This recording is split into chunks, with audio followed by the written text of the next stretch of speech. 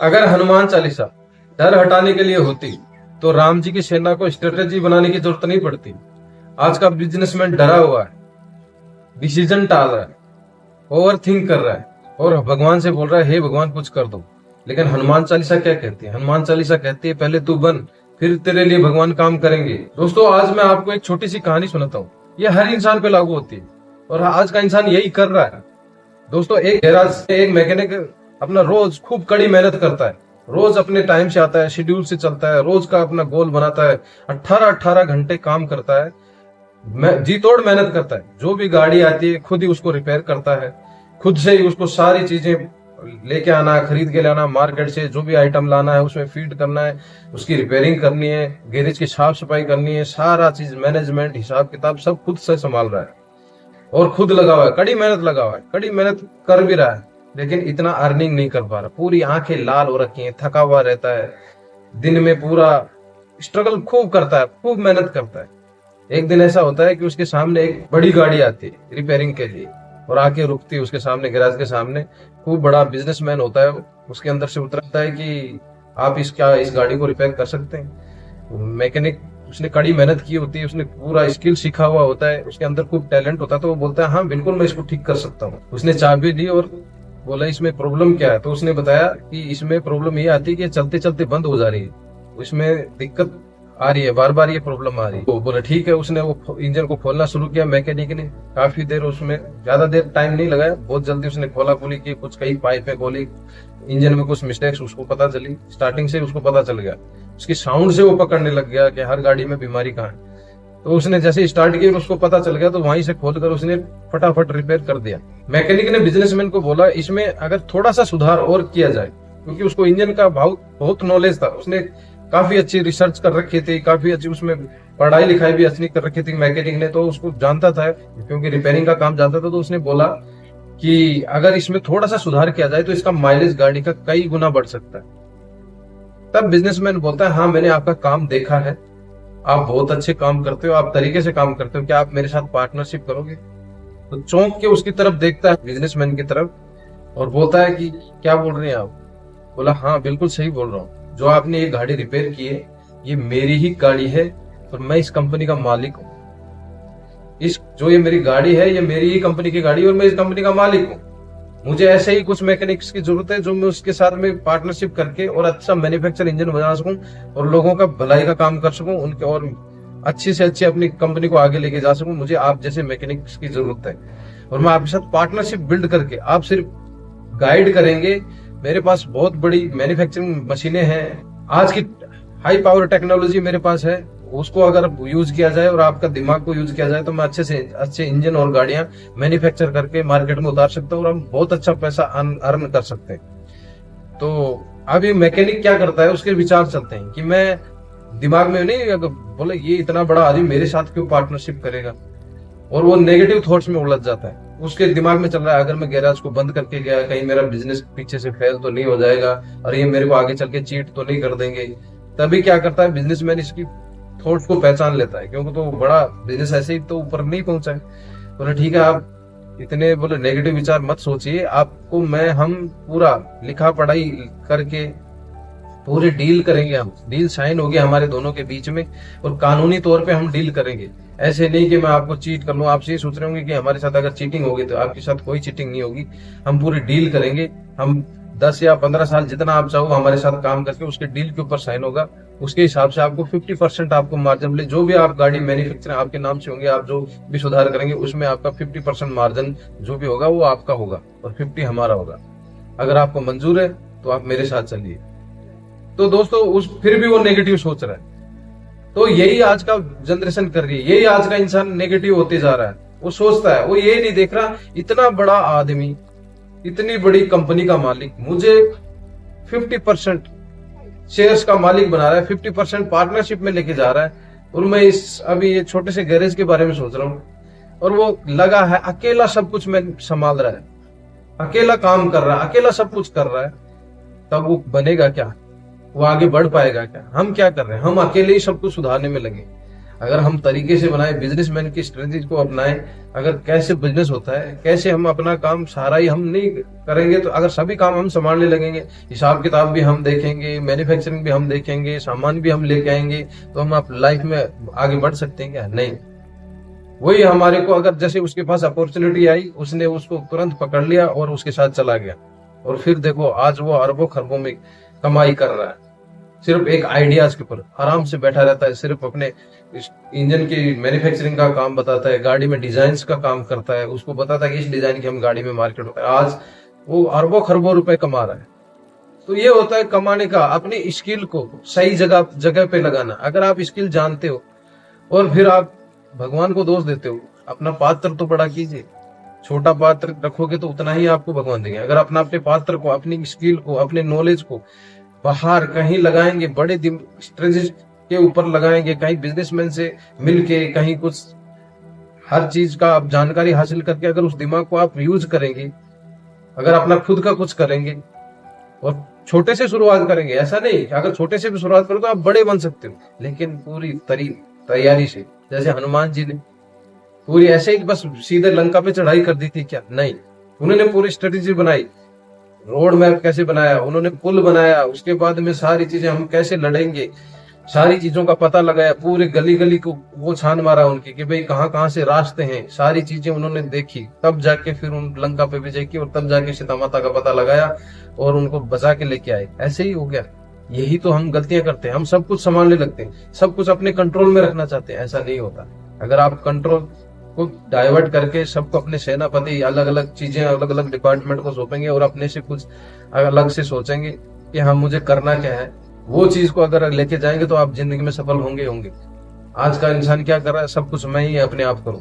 नहीं, ऐसा नहीं होगा, फिर तो सफलता मुमकिन नहीं है। हनुमान चालीसा यही तो सिखाती है। हनुमान चालीसा में क्या सिखाती है? पावर देती है अंदर से, हमें स्ट्रेटेजी बनाने का, दिमाग बनाने का, हमें कॉन्फिडेंस अंदर से लेके आती है, विश्वास लेके आती है, सेवा भाव लेके आती है। जब तक ये चीजें हमारे साथ नहीं होंगी तब तक हम आगे बढ़ सकते हैं बिजनेस में नहीं। ये बिजनेस में भी हनुमान चालीसा काम आती है। अगर आप देखोगे, गौर से पढ़ोगे, अगर इसको समझोगे कि हनुमान जी को अगर आप अच्छे से समझोगे तो हर चीज हंसते हुए हर काम में अड़े, हर काम में सफलता। क्यों? क्योंकि वो तरीके से काम करते हैं। जहाँ झुकने की जरूरत है वहां झुकते हैं, नरम दिल रहते हैं। जहाँ छोटा शरीर करना वहां छोटा बन के रहते हैं। जहाँ बड़ा बनने की जरूरत है वहां बड़ा भी बनते हैं। जहाँ पे लड़ने की जरूरत है वहां पे अपना सीना चौड़ा करके खड़े भी हो जाते हैं। वो फ्लेक्सिबल बनना जरूरी होता है। 90% लोग फेल इसलिए नहीं होते हैं कि उनके पास पैसा नहीं होता है। 90% लोग फेल इसलिए होते हैं कि उनको अपने अंदर की ताकत का पता नहीं होता, उनको अपनी स्किल का पता नहीं होता कि हमारे पास है क्या है, हम क्या कर सकते हैं, मेरे अंदर असली ताकत क्या है। हनुमान जी को ही ले लो, हनुमान जी को अपनी शक्तियों की ताकत का पता नहीं था कि मेरी ताकत, असली ताकत है क्या। जामवंत जी ने उनको अपनी ताकत याद दिलाई उनको, तो उनको याद आया और तब उन्होंने पूरी स्ट्रेटेजी, पूरा दिमाग, पूरी स्किल, पूरी ताकत अपनी लगाई। तो यही हमारे साथ भी होता है। हनुमान चालीसा यही तो करती है।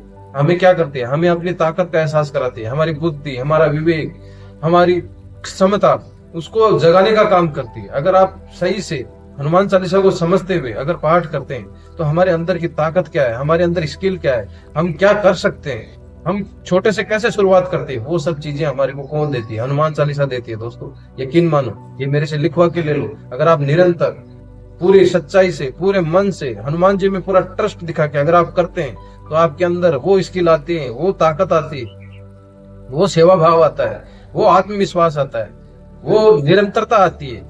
अपने काम के प्रति अडिग रहते हो, कभी मोटिवेशनल की जरूरत ही नहीं पड़ती, आप निरंतरता में आ जाते हो। ये हनुमान जी देते हैं, ये हनुमान चालीसा देती है आपको, ये कॉन्फिडेंस आपको देती है।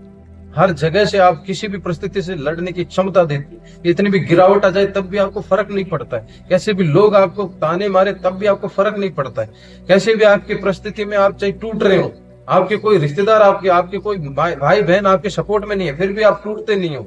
ये आपके साथ में हनुमान जी साक्षात और हनुमान चालीसा आपकी पावर को जगाती है। दोस्तों यकीन मानो, आप यकीन मानो, अगर आप लाइफ में आगे बढ़ना चाहते हो तो निरंतर हनुमान चालीसा का पाठ करो, पूरे लगन से, पूरी मेहनत से, पूरे विश्वास के साथ।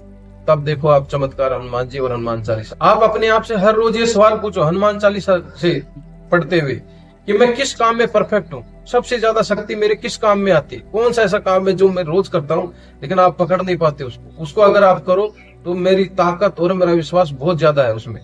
तो अगर उस काम पे फोकस करोगे तो आपकी सक्सेस मिलनी मिलनी है।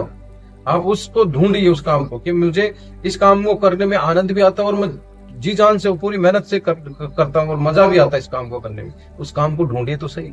आपका साहस से लिया गया डिसीजन आपके एक्सपोनेंशियल ग्रोथ बढ़ाता है। हनुमान जी हर बार विशाल रूप नहीं लेते, वो सूक्ष्म रूप भी लेते हैं। परिस्थिति के अनुसार वो चलते हैं, परिस्थिति को समझते हुए काम करते हैं। आप अगर जब लीडर बनते हो तो आधा काम तो आपका डर से ऐसे ही दूर हो जाता है, आपका आधा काम तो ऐसे ही बन जाता है। अगर आप अपने काम के प्रति निडर होते हो, पूरे लगन से और पूरे जोश से लगते हो तो आधा काम तो यूं ही निपट जाता है। हर मीटिंग में विनम्र बनने की जरूरत नहीं है आपको, कहीं पे एग्रेशन भी दिखाना होता है, आपको ताकतवर भी दिखाना होता है, कहीं छवि अपनी मजबूत भी दिखानी होती है। अगर ज्यादा ही हमेशा विनम्र ही बने रहोगे, सिर्फ विनम्रता ही दिखाओगे हाथ जोड़ के सिर्फ, तो आप लोग आपको दबाएंगे, ये कन्फर्म है। तो आपको दबना भी नहीं है, कहीं अपना एग्रेशन भी दिखाना है, कहीं अपनी ताकत, अपनी अपॉर्चुनिटी, अपनी विशालता, अपना कॉन्फिडेंस भी दिखाना है, ताकि लोगों को ये लगे कि हाँ इस बंदे में कुछ बात है। विनम्र भी रहिए, लेकिन विनम्र इतने भी मत रहिए कि लोग आपको दबाएं।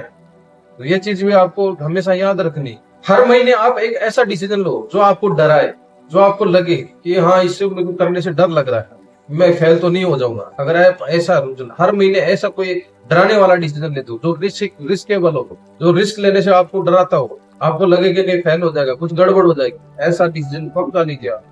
फिर देखिए आपकी ग्रोथ कैसे बढ़ती, और आप उसके प्रति काम करोगे तब आपका कॉन्फिडेंस कितना बढ़ता है, तभी आपका मजबूती आती है शरीर में, तभी आपका कॉन्फिडेंस और बढ़ता है। रिस्क लेने से कभी पीछे नहीं हटो। हनुमान जी राम जी के सबसे बड़े भक्त है, लेकिन अंधे आज्ञाकारी नहीं। क्यों बोल रहा हूँ ये चीज? इसलिए बोल रहा हूँ कि उन्होंने जब राम सीता माता का पता लगाने गए, जामवंत जी ने बोला कि सिर्फ पता लगा के आना है, लेकिन वहां क्या गए, वहां गए तब क्या किया उन्होंने? माता सीता का अपने रूप, बड़ा रूप भी दिखाया, सूक्ष्म रूप भी दिखाया, और पूरी स्ट्रेटजी से उन्होंने अपने दिमाग से, अपने पैशन से लंका भी जला। आज्ञाकारी बनो, लेकिन अपने दिमाग को भी यूज करो कि मुझे कितना अपने से और कितना मैं कर सकता हूँ, उतना ही करना है, उतने से ही बोले मेरे को अपनी छाप छोड़नी है। तो उन्होंने छाप छोड़ के आए ना, लंका को जलाया, लेकिन रावण को नहीं मारा उन्होंने। बस उनके जो एक आध जो पुत्र थे अक्षय को मारा, उसके बाद में ये छोटे मोटे चीज करके आए। लेकिन उन्होंने क्या हुआ, उनकी छवि देखिए, वो भय पैदा करके आ गए। ये चीज होनी चाहिए आपके साथ। जाओ थोड़ा सा भी जाओ, लेकिन ऐसा कुछ करके आओ, कहीं पे भी कोई मीटिंग हो, कुछ भी, तो अपनी ऐसी कोई छाप छोड़ दो कि हाँ यार इस बंदे में कुछ बात है। आपके सामने कुछ ऐसे बोले तो आपको लगे कि हाँ, जाते ही आपको नमस्कार करें, आपका स्वागत उस हिसाब से, जोश खरोश से हो। ये चीज आपके साथ होनी चाहिए। बिजनेसमैन का सबक क्या है? मेंटर की बात मानो, लेकिन फैसला अपने मन मुताबिक लो, ना कि उनके सजेशन के ऊपर लेना है। और हमेशा कैलकुलेटेड रिस्क लो कि ये मैं अगर रिस्क लेने जा रहा हूँ तो इसमें मैं कैसे क्या अचीवमेंट हासिल करूंगा, या ज्यादा मोटा रिस्क तो नहीं है। ये सब चीजें आपको फॉलो अप करनी है। रिस्क भी लेना है तो कैलकुलेटेड लेना है। जैसे हनुमान जी ने लिया, लंका जलाई, लेकिन उनको पता था कि उन्होंने पूरा लंका को देखा, गली गली को छान मारा था पहले, उससे पहले कि मुझे निकलना कहाँ से, मेरा एग्जिट प्लान क्या है। अगर मैं रिस्क ले रहा हूँ तो मुझे निकलना भी आना चाहिए, कि अगर कोई चीज मुझसे गलती भी हो जाती है तो मुझे निकलने का कोई रास्ता मालूम होना चाहिए, नहीं तो आप फंस जाओगे और उसमें उलझते चले जाओ। ऐसा ना हो कि बिल्कुल ही पूरे डाउनफॉल हो जाओ। तो ये चीज भी आपको अपनानी। बिजनेस में जो लोग बिना होमवर्क के रिस्क लेते हैं वो औंधे मुंह गिरते हैं। रिस्क लेने से पहले अपने आप से 3 सवाल ऐसे करो कि अगर मैं इसमें रिस्क लेता हूँ, अगर ये मैं काम करता हूँ तो बुरे से बुरा क्या हो सकता है। और दूसरा नंबर ये होना चाहिए कि मेरे पास एग्जिट प्लान क्या है। अगर मैं इतने बुरे से बुरा हो तो मुझे निकलने का आसान रास्ता कोई है, वो स्ट्रेटेजी तैयार करनी पड़ती है। और तीसरा क्या है, इसको करने से मुझे क्या सीखने को मिलेगा। अगर मुझे हार भी मिलती है तो मैं इससे क्या सीखता हूँ, और क्या सीख के मैं आगे बढ़ सकता हूँ, और मुझे क्या काम आने वाला है। ये चीज आप अगर लेके चलोगे तो आपको बिजनेस में कोई सक्सेस होने से कोई रोक नहीं सकता दोस्तों।